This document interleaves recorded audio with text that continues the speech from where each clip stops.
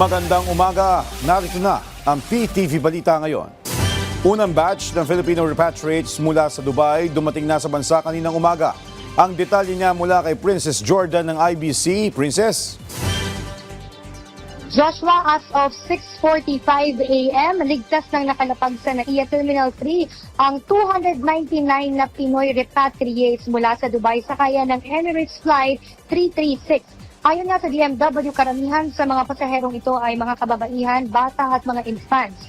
Personal silang sinalubong ni DMW Secretary Hans Leo Kakdak at iba pang tauhan ng DMW OWA.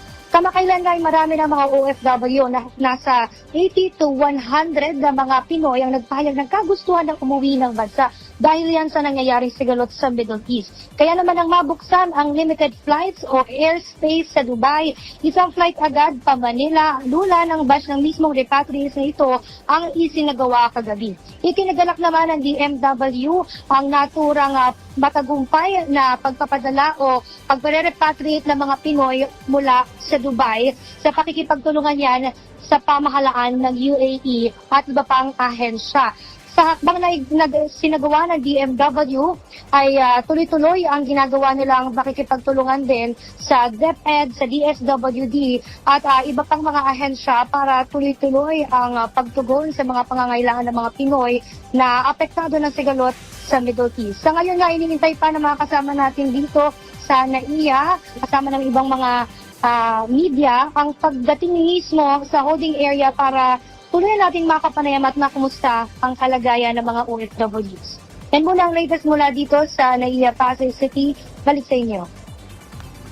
Maraming salamat, Princess Jordan ng IBC. Samantala, ininspeksyon ni Pangulong Ferdinand R. Marcos Jr. ang bagong Kamuning Footbridge at bagong Kamuning Busway Station. Kasama ng Pangulo sina First Lady Liza Araneta Marcos at Presidential son Bini Marcos. Ang mga ito ay bahagi ng modernisasyon ng pamahalaan sa EDSA Busway System na kabilang ang mga pangunahing programa para sa mas komportable at ligtas na biyahe ng ating mga kababayan, partikular na sa EDSA. Sinimulan na itayo ang bagong Kamuning Footbridge at rehabilitation ng EDSA Busway Kamuning Station Agosto noong nakaraang taon. Matatanda ang pinag-utos ni Pangulong Ferdinand R. Marcos Jr. na alisin at palitan ang tinagurian noong Mount Kamuning Footbridge dahil na rin sa sobrang taas nito at hindi accessible sa mga pedestrian, lalo na sa vulnerable sector. Samantala, bahagyang bumilis ang inflation o galaw ng presyo ng mga bilihin at serbisyo sa bansa nitong buwan ng Pebrero. Sa ulat ng Philippine Statistics Authority, mula sa 2% noong Enero, bahagyang tumaas ito sa 2.4% nitong Pebrero. Kabilang sa mga dahilan umano ng bahagyang pagbilis ng kabuuang inflation ay ang pagkain at non-alcoholic beverages. Sa datos ng BSA, bahagyang tumaas ang flood inflation ng bansa noong nakaraang buwan sa 1.6%.